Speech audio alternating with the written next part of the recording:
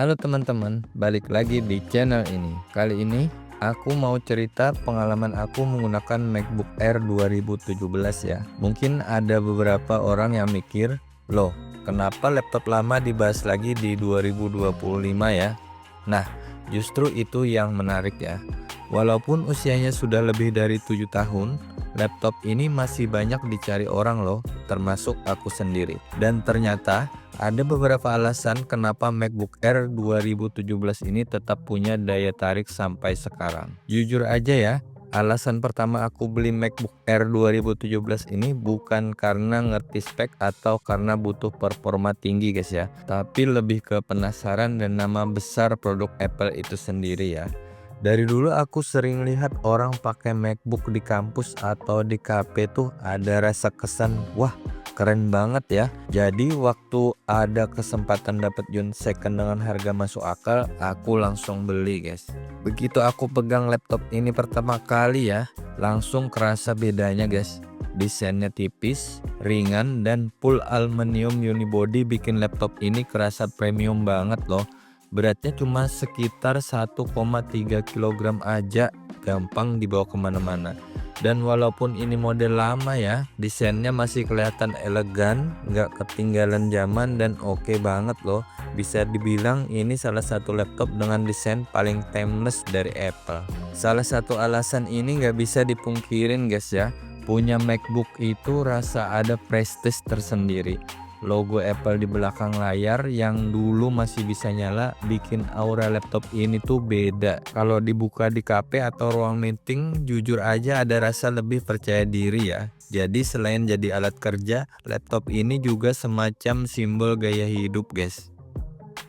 Kalau masuk ke bagian layar, ukurannya 13,3 inch guys dengan resolusi 1440 x 900. Ini memang masih jadi salah satu kekurangan ya, karena belum retina display, detail dan ketajamannya masih kalah ya dibanding MacBook modern. Tapi kalau dipakai buat kerja kantoran, browsing atau nonton film ya, menurut aku masih oke kok. Warnanya natural meski nggak sevivid laptop layar zaman sekarang.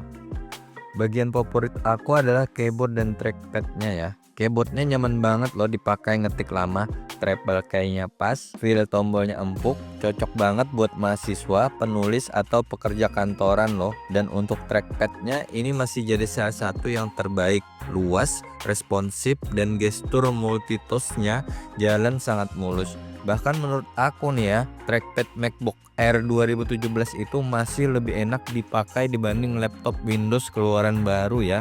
Ini oke banget. Sekarang kita masuk ke jeroannya.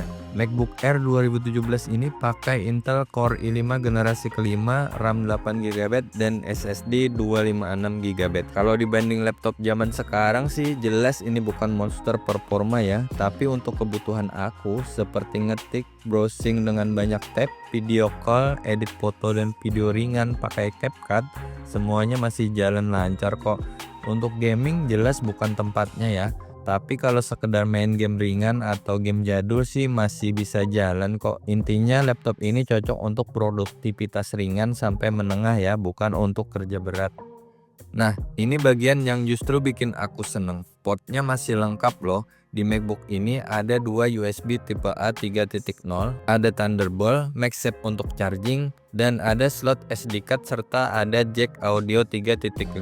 Jadi aku nggak perlu beli adaptor tambahan cuma buat colok flash disk atau transfer data dari kamera ya. Ini salah satu keunggulan MacBook Air 2017 dibanding seri baru yang serba USB tipe C. Kamera webcamnya masih 720p ya, jadi masih standar banget. Kalau untuk Zoom atau Google Meet sih masih cukup, tapi jangan berharap kualitasnya tajam banget ya. Nah, speaker bawaannya lumayan jernih loh dan masih tergolong nendang. Buat nonton atau video call menurut aku masih oke banget kok. Untuk baterainya masih jadi senjata utama loh. Sekali charge, MacBook ini bisa tahan 7-10 jam pemakaian ringan loh. Jadi buat aku yang sering kerja di luar, laptop ini benar-benar bisa diandalkan kok.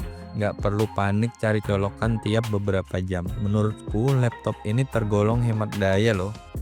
Sekarang ke bagian yang paling bikin menarik, yaitu harga. Di pasaran laptop second, MacBook Air 2017 ini ada di kisaran 3-4 juta ya, tergantung kondisi dan kapasitas SSD-nya. Dengan harga segitu, kita bisa punya laptop Apple dengan build premium, baterai awet, dan tentu saja gengsi yang masih ada sampai sekarang loh. Jadi kesimpulannya, apakah MacBook Air 2017 ini masih worth it ya di tahun 2025? Menurut aku masih sangat layak lah, terutama kalau kebutuhan kamu ringan sampai menengah aja dan kamu butuh laptop tipis, awet, nyaman dipakai, plus tetap kelihatan keren loh. Intinya MacBook Air 2017 itu simple, elegan, dan masih punya gengsi loh. Bukan laptop tercanggih sih, tapi bisa jadi laptop yang paling bikin kamu betah untuk dipakai setiap hari. Demikian ulasan singkat tentang laptop ini. Semoga informasi yang aku berikan bisa membantu teman-teman dalam menentukan pilihan laptop terbaik sesuai kebutuhanmu ya. Terima kasih sudah menonton. Sampai jumpa di ulasan selanjutnya. Gue Juna, salam produktif.